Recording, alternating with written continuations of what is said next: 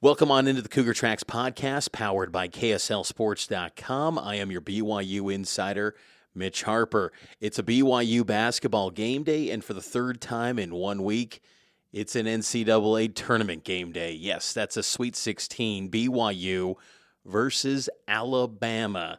The Crimson Tide and the Cougars clashing on the hardwood for the first time ever in the NCAA Tournament. I'm going to share with you my final thoughts here on this Sweet 16 matchup game day here on the Cougar Tracks podcast. And if you haven't done so already, subscribe to the show, leave a 5-star rating and a review.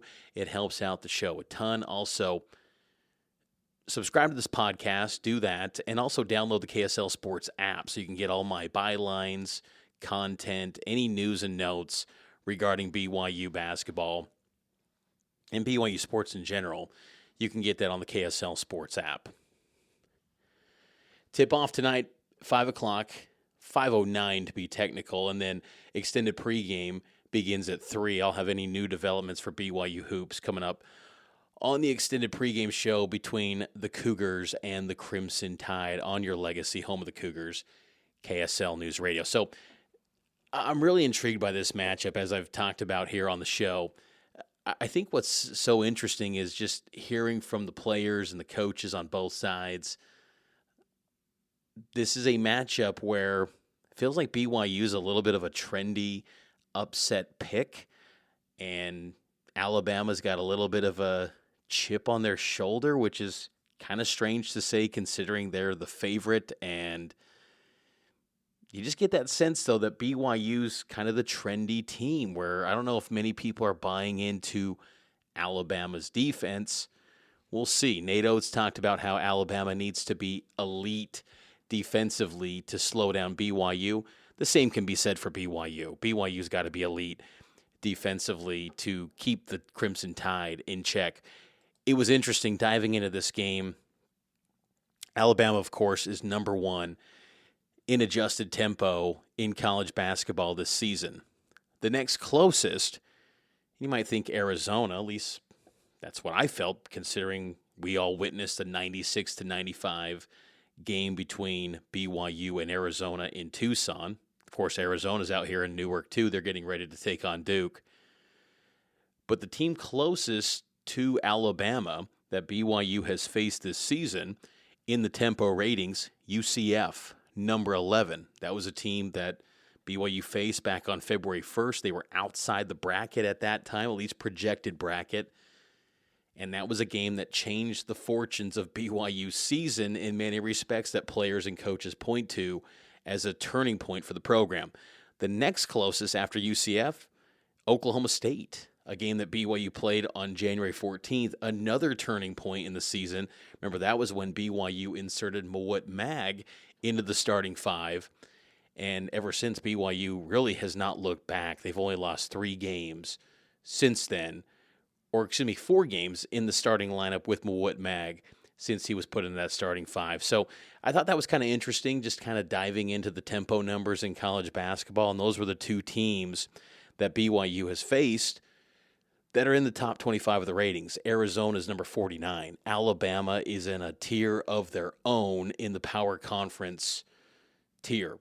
The only teams that are next closest to them in the power conferences are the ones I mentioned, UCF and Oklahoma State, who come in at number 11 and number 12.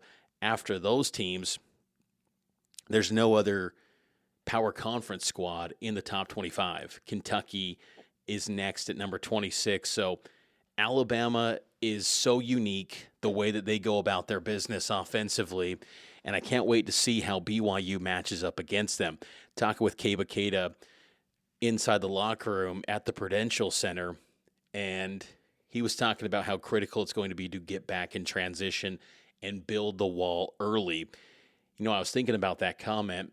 I think the best way to mitigate that if you're BYU and to get into your defensive sets and slow down Alabama, potentially slow them down, you got to hit your shots. I know it sounds simple, but BYU to me has got to be hitting around 50%, 48 to 50% in this game for all 40 minutes. You do not want to have lapses in this game of, 2 to 5 minutes with a scoring drought. You do that, Alabama's talented enough to pull away. And the same could be said for BYU. If Alabama goes on a 5-minute scoring drought, BYU has the ability to pull away. Because we saw in the Wisconsin game last week, Wisconsin and BYU went back and forth. Like, I kind of envision BYU and Bama being what we saw in the second half. But in the first half, BYU was able to string together some stops and build up a cushion against Wisconsin to the point where the Badgers, it was just too little too late, and they didn't have enough time to really take over the lead. Can BYU do that against Alabama and create a little bit of a cushion and get out to a strong start and get some defensive stops? I think that would be huge for BYU because Alabama is just one of those offenses that's so efficient, they're hard to slow down. Alabama head coach Nate Oates talked about his roster and the health of his team. He noted that Grant Nilsson, 6'11", 230-pound power forward for the Crimson Tide, he's not quite 100%. He had a little bit of a knee brace on his left knee. He's still dealing with that injury that he suffered in the SEC tournament. But Nate Oates noted that it's pretty much the whole collection of his roster is going to be available in this game. Same with BYU. BYU's got all 11 guys in their rotation available in this one. It's probably more realistically 10 considering Cannon Catchings didn't play against Wisconsin, but you never know. In a maybe high-powered offensive game like this one, maybe Cannon Catchings' number gets called. It's something to think about because Catchings, when he's on, he can be a spectacular player, but is that too big of a stage for Cannon at this juncture? Against VCU, he had some defensive lapses, and really in the month of March, he hasn't played many minutes. He left the game early against West Virginia, only played 4 minutes against VCU. But they've got their 11-man rotation available to them as well. So you're seeing these teams at full strength. And I think that's what you want to see when you got two good teams that really over the last 6 weeks of college basketball have been two of the best teams, well, in the sport. Alabama more so the entire year. I think Alabama since March 1st, they've lost, 3 games. They closed out the season 2-3 when you include the SEC tournament. Against Robert Morris, they kind of struggled, and then St. Mary's, they comfortably won that one. But when you look at the whole body of work with Alabama, they've been one of the best teams in the sport the entire year. They've pretty much been a top 10 team the entire season. So this is going to be a massive challenge for BYU to try to slow them down. And I think that's I'm some guys that I'm really curious to see how they perform defensively. Keba Keita, building that wall, as he noted, getting back in transition, going to be key. Keita, his athleticism has always been off the charts. His physicality is matching the athleticism now, and it's quite the sight to see. Mawut Mag, he was a huge storyline on Wednesday here at practice and the press conferences and media availability. Local media, of course, were very intrigued by his story, transferring from Rutgers all the way out to Provo, Utah to play for BYU. The culture shock, all of that stuff, that was brought up and discussed. So Mawut Mag was a hot topic here at the practice, but I'm really curious to see how he performs in this matchup defensively. Who does he get the task of defending early on? Is it Mark Sears? Is it who could it be they put him on? Because Mawut Mag is probably BYU's best defender night in and night out. And then, of course, someone like a Trey Stewart defensively. I don't look at Trey, even though he had some big shots in the Wisconsin game, that's not his role to me going into this Alabama game. Like, sure, you got to hit your shots when called upon, but ideally he's more providing value on the defensive end. And I'm curious to see what impact he can have for BYU too, because when it comes to Mark Sears, it's got to be a collective group. And the thing is about Alabama, though, it's like you point to Mark Sears, but it's Grant Nilsson, it's Philon, the freshman. So many guys, 6 guys on this team average 10 points or more. 7 guys have had individual games where they've scored a game-high 20-plus points. They're bucket getters. They fill it up, and their tempo creates so many possessions and opportunities that they're all getting theirs in many respects. So to pinpoint just simply Mark Sears, that's being naive. I mean, it's going to be that whole collective group. So how BYU lines up defensively will really be fascinating to me. And I do believe that Alabama, their defense, even though the adjusted efficiency is in the top 30, a lot of that's due to, playing a tough strength of schedule. And you got to give them credit for that. They've played the toughest schedule in college basketball. But they'll give up shots. They will give up open looks, and BYU has to make sure to knock down those shots. It's going to be a really good game between BYU and Alabama. And you wonder, too, if BYU can take on the role of maybe a little bit of a Cinderella, maybe. I don't look at them like that, honestly. I just don't. I think that storyline is so kind of tired. Why do you need a Cinderella in the NCAA tournament? Why? Why do you need that? BYU's not a Cinderella. They've been a winning program. They've got 32 NCAA tournament appearances. Just because mainstream sports fan hasn't been familiar with BYU basketball, at least since Jimmer, doesn't mean it's a Cinderella. I mean, you got a program that hired the highest paid NBA assistant coach to be their head coach. They've got Yegor Demon, who's reportedly making huge money from Real Madrid. I mean, this is not some little makeshift operation. This is not St. Peter's type stuff. This isn't Loyola Chicago. BYU doesn't run and operate like a Cinderella. Just because they've got a number 6 next to their name doesn't make them Cinderella. I just sometimes think the media tries too hard to just manufacture these quote-unquote Cinderella stories. Just appreciate the fact that it's a program that hasn't reached this level of the tournament very often.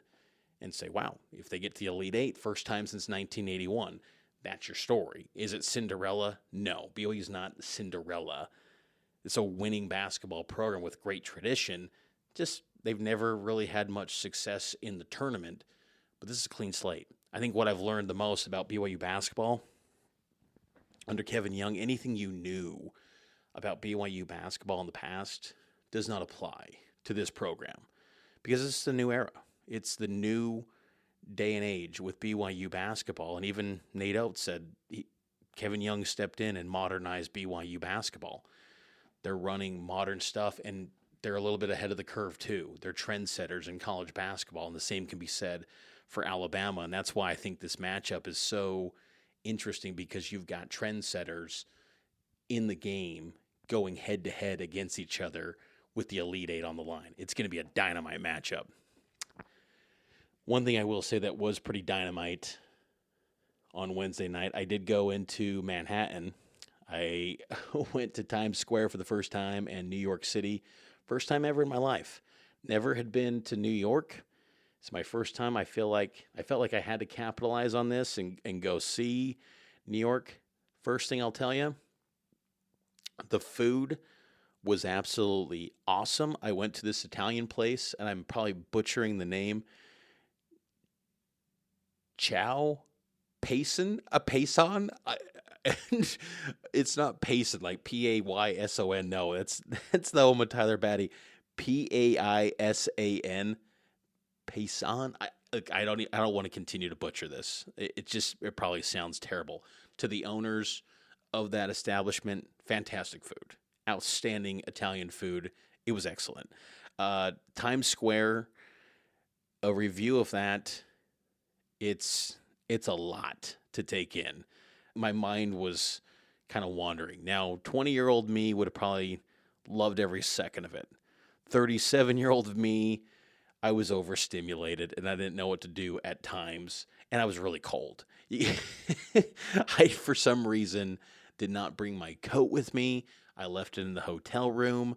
Not wise. It was cold, but still, the energy in Times Square was quite fun. I saw all the cliche tourist sites. I would imagine that the locals probably just roll their eyes at this point. I love seeing the ESPN, ABC scrolling ticker, and I instantly had thoughts to John Saunders, Valvoline at the half, that scrolling marquee Oh man, I saw that and I took a photo. I went into town.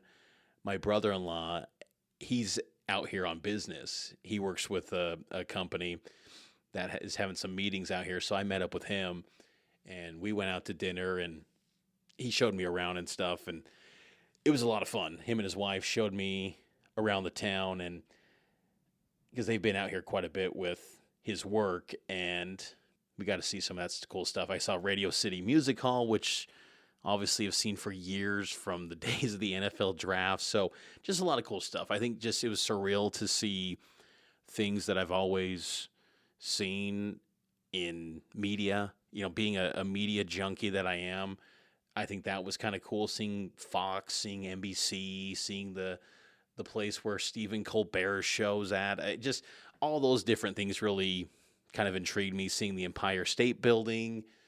Didn't get to see the Statue of Liberty, unfortunately, but hopefully I can maybe get a chance to go see that. Hopefully BYU keeps this stay extended so I can, get an extra day out there in Manhattan. But that was pretty cool, and I had to note that. And I think a lot of BYU media were doing the same. BYU social team was out there.